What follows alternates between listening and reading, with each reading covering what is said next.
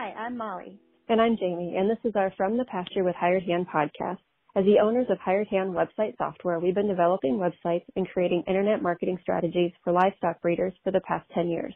The majority of our customers are involved in the breeding of registered animals, such as Texas Longhorns, Highland cattle, horses, and white-tailed deer, where the pedigrees are very important.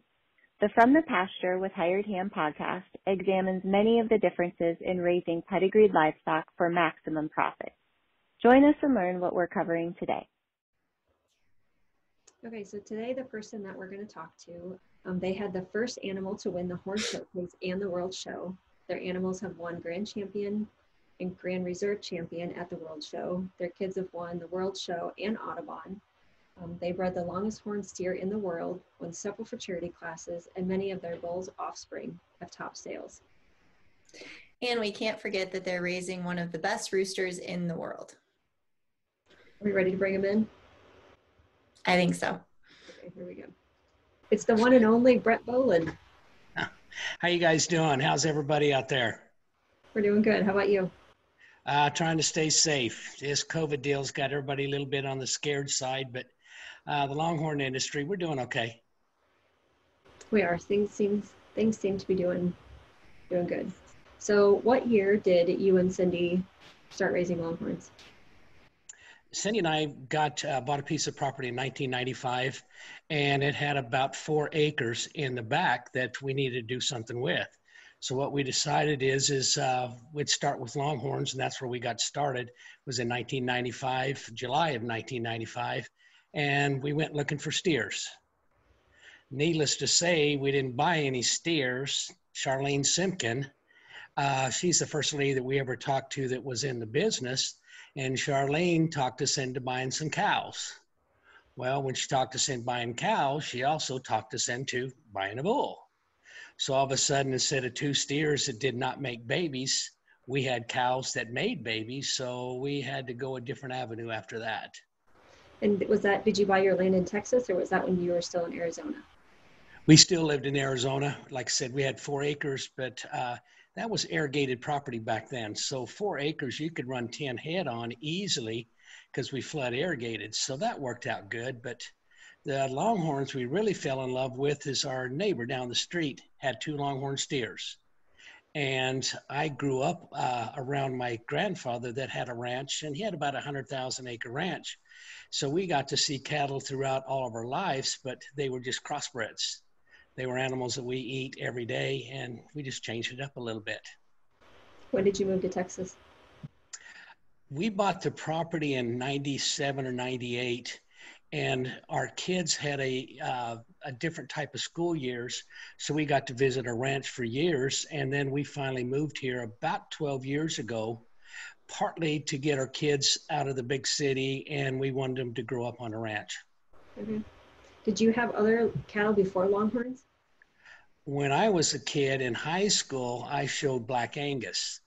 But back then, you could show Angus and Herefords, and that was about the only thing people showed. Then came along the Charolais, but I was around cattle throughout my life. It just never got really involved because when you live on a farm, which I did, all you want to do is go to the big city. True. So why did you choose Longhorns besides your neighbor having them? Why did you want them? The biggest reason is the beauty of them. You know, our neighbor that had the Longhorns, you could go down there and look at his pretty Longhorns with the pretty horns in different color. And then our one neighbor on one side had Brangus, another one had Angus, another one had crossbred. And then you had our good friend and our neighbor that had these beautiful Longhorns. And Cindy and I both fell in love with the Longhorns. So we decided it was time. Do you still have contact with that person today? He's still around. Believe it or not, he's got a little bit sick in the last few years.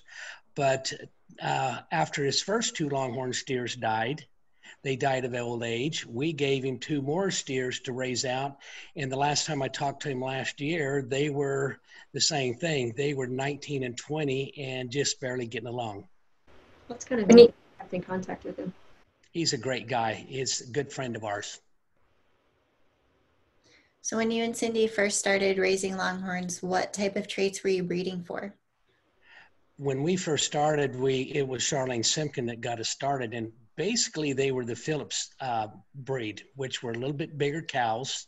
They were a little bit more coarse than, say, your Butler breed, but they were a big cow. And I remember the first time Cindy and I went out and bought a bighorn cow, and she was a mature cow, and she had 48 inches tip to tip.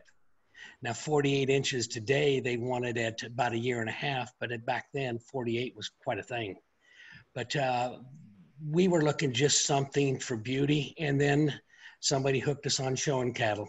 And then we got hooked on showing cattle for years and years. So at what point did you realize that you wanted to make a change to your breeding program? We had showed, when we were doing the show circuit, it was great because we'd won the world. We had a reserve champion. And Cindy and I started kicking around and started watching different breeders. And Bob Loomis was one. And we started noticing he had pretty cows with good bodies and great horn. So we decided that's the avenue we wanted to go. So we started first trying to breed the size or body cows for horn, and we figured out it didn't work. So what we did is we pretty much deleted and got rid of our whole herd and started from scratch. And as the experienced breeders always told us, you got to have a great bull. So we went out and got ourselves a good bull. And who is the bull? The first bull that really kicked our program in gear was Tabasco. He was an older gentleman. He was up in age, but he was raised by Mr. Johnny Hoffman. And if anybody can go back 20 years, Mr. Johnny Hoffman was the man when everybody started talking. And when you looked at somebody's herd, you always looked at Mr. Johnny's herd to see how you could do just like Mr. Johnny.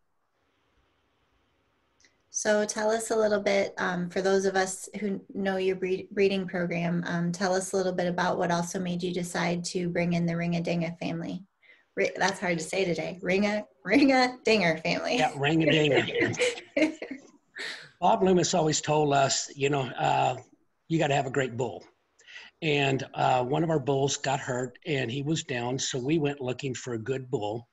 And when we went looking for this good bull, we ran into this tiny little heifer that was skin and bones, but had a nice set of horns. And that was the Ring-a-Dinger cow. We bought her mostly because of her beauty, her horns, and her first calf was outstanding. Her second calf was outstanding. Her third was outstanding. And right then we knew we had something, we had a good click. So when we flushed her and to a good named bull and ended up getting some good bulls and some good heifers, and that just extended everything. We've got a grandson of hers that we're using. He's 50-50. And he's a bull that has put us on the map. His offspring have top sales, top futurities, and one of his steers topped the world show too. So he's a bull that can produce horn, can produce body, and produce the whole thing. And it all goes back to the Ring-a-Dinger line. You also have the Rutledge's Miss Dixie family. What do you like about them? Miss Dixie, we don't have bulls out of this particular cow. And breeders are going to find out when you start breeding cows, sometimes cows make good females. Sometimes a cow might make a good males. This cow is a female maker. She makes great females, great milkers, great bodies. And when we bought her as a yearling heifer. And I called Cindy and said, baby, you ain't going to believe this, but this little red heifer is gorgeous. And we bought her at a sale in Oklahoma from Luke Rutledge. And Luke had a knack for getting horn. And this little cow ended up with 68 inches, which isn't nothing today, but she's produced cows over 80, got female lines in her line that is up into the 90s. And I think we're running about 25 to 30 of her offspring some way in our whole herd right now. She's just a female maker. So recently you introduced a new family to your website. It was Cooper's 167 Lamb. So tell us a little bit about them. She's another one of these cows that's up there in age. In fact, they're in our pasture right now. One of them is 17, the other one's 18, and the other one's 17. Cooper's, we got her the same way as a yearling heifer, and she was skin and bones, and we raised her, and she clicked. She is a female maker, and same thing. She has won the Horn Showcase. She won futurities, and she's just a big, beautiful red cow that's one heck of a milker. So now that we've covered a few different family lines that you all still have incorporated in your herd, what traits do you like best about each family, or what do you like to mix with each other to get the animals that you're striving to breed? The biggest thing that people and breeders really need to watch is you need a cow that produces babies, and you need a cow that has a baby every year. You need a cow that is good functional, meaning that she can travel. You need a cow. Milking is so important in this breed today. Horn is always something that everybody strives for because that's what's selling today. But you're going to start finding and seeing down the road that just because a cow has horn, if she's not a good milker, that isn't going to be a trait that people are going to be looking for.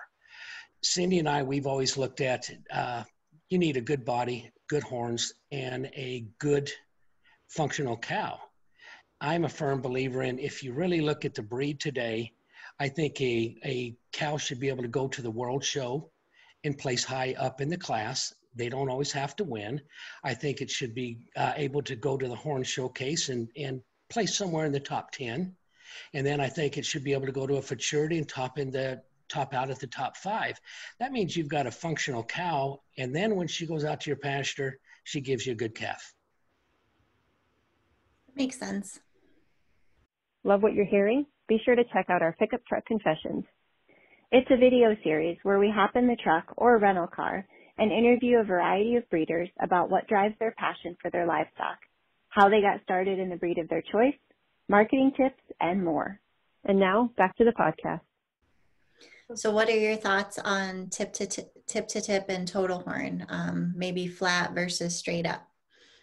If you go back to Mr. Johnny Hoffman again, Johnny Hoffman had probably the prettiest set of handlebar horns on cows that won horn showcases for years, even after he had passed away. If you go on into a pasture, very few cows have just straight out horns. But right now, that's the selling point, and there's too many breeders in this breed right now that are pushing tip to tip when we're losing our character. If you go out in the pasture, you want to see tip to tip, you want to see total horn, you want to see up horns, down horns, handlebar horns. That's what makes these things beautiful. There is no set of horns, and people need to realize that. And sometimes when they go to an auction, we need to realize they're going to have a nice set of horns when they get to be 4 or 5 years old, even though they may go up right now. Well, and I think, Brent, one day when you and I were talking, you had mentioned how if you see an animal that has horns that go straight up, not to be scared of them, because if you mix them with the right bull, that can change the horn shape in their babies, correct? Yes, that's a very true deal. There's bulls out there that pretty much will drop horns, any type of high horns, they'll drop them. And then we have bulls out there that will give you the twist that everybody's shooting for. Dale Hunt tried to twist years and years ago, and we were frustrated because it took too long to get the twist. Now we got bulls that will give you twist and give it to you quickly. So the twist is a big new thing. So it's a different character of horns. Your up horns, you take a bull that will drop them. And if you want to get a little more character, you do a bull that will give you, say, your handlebars like Mr. Johnny used to do. It's all in what you want. And as a breeder, you need to pick what you like and what you love and stick with it. Do you want to mention any of those, like any of the bulls that will do those types of things? We've got a lot of times, if you talk to the old timers, Mr. Wes Watson, and he was notorious for the twisted horns, he always said, take a twisty horn cow and give to a straight horn bull, and you'd get the twist. You didn't go twist to twist. We shoot for a little bit of everything. We've got twist in a herd, we've got high horns, and we've got tip to tip. It really depends on what Cindy and I really like, and tell you the truth, we like them all. And I hope all breeders are that way. And I bet you if you talk to 99% of them, they'll go for everything. So you mentioned consignment sales and, trying to not discount an animal based on its horn shape if they're young. Tell us a little bit about what you and Cindy do when you're walking through the pens or looking at the catalog to kind of try and figure out if an animal's horns are going to do what you're hoping or what will match your breeding program. It's funny is we've had some heifers that what we classify as a goat horns. They go up, and today they're in the high 80s with beautiful horn sets. It's a guessing game. The biggest thing is you take the cow, you take the family, and see what the family did, and the family line will help you out. And if you need help, there are so many breeders out there today that are willing to help you and give you good advice. And you need to find those breeders, talk to those breeders, and see what their thoughts. Cindy and I, we look at what mama is, what daddy is, and then make the determination of what it's going to do for us. So if you had to do it all over again, what would you do differently? The biggest thing, we were really involved years ago with the children, the TOBT. I think that's a great organization. We've donated steers for the last 20 some years. We've had steers that have done world shows. They've won them. They've done the Audubon and won. My thing is I really think seminars are a great thing, and I wish I'd have pushed it harder. That way, there's a lot of kids that are showing cattle today that have never fed an animal, have trouble figuring out how to feed an animal. And that's something I think the older people like us need to start doing that. We need to get more seminars with the TOBT kids and sit them down and say, this is what you have to do and need to do to be able to compete in this breed today. Did you notice he just called us old, Jamie? Do what now? Yeah, we've been in it since 95. The big thing about everything is the breeders, there's breeders out there that will always step up and want to help you. It's no matter who it is, I don't care if it's the number one breeder, if it's Bob Loomis, Dale Hunt, another one, Felix Cerna. If you look at his breeding program, it is totally different than maybe Bob's or Dale's or even ours, but it's a very successful breeding program. There's new breeders out there right now that are just breaking records, and it's a hard thing to do. So you've got to watch what they're doing to be able to compete with them down the road. The Randolphs will kill you in a futurity because they're so good at it. So we look at what the Randolphs got and we compete with the Randolphs before we take our animals. It's just what we do. And it's all fun. Do you have advice for people who are looking to make a change to their program? Like what would be their first steps, or what should they do first? Do a lot of studying. The first thing that Cindy and I did, you got to be selective. And I still think we need to be more selective in our breed. And you need to look out and watch the magazines, watch the ads, look at Facebook, and find these breeders that you can trust and go to them and have them help you start a program. Sometimes if you look at some of these people, they go out and buy the biggest horn animal that was at the sale. And before you know it, sometimes they might have the biggest horn animals, but those animals aren't producing what they should be producing. So go out there, do your homework, don't spend a lot of money until you know for sure what you want to do and what direction you want to go. So you mentioned futurities before. I think at the last Millennium Futurity, you walked away with something a little special. Well, we walked away with a goofy rooster that Ann Gravitt donated to us. We've been carrying him longer than I was supposed to. The reason he's not here is little Brent Frank is cooped up right now, so I can't bring him out. But it's been a joy doing it. Our first cattle baron sale we're doing next month, and everybody will get to see little Brent Frank out again. It's time for him to come out of the coop and get to work. Make sure he has a little mask on. Well, only when he's around people that we like. If he's not around them, we'll give him the chicken COVID or whatever you want to call it. But he'll be out there, and we can't wait to see all the breeders out there. And if you got a question, come ask me. And if I don't know the answer, I'll either lie to you or I'll give you somebody that can give you the right answer. Perfect. Okay, so it wouldn't be a conversation with Brent Bolin without a joke. So let's close with one of your jokes.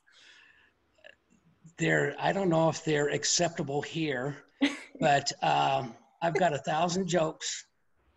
And when you guys come to the Cattle Barons and everybody comes there, and the Legacy Sale and the Millennium, and we've got, I think, Debbie Bowman's putting on a new sale. So there's a lot of sales, and I'll be there.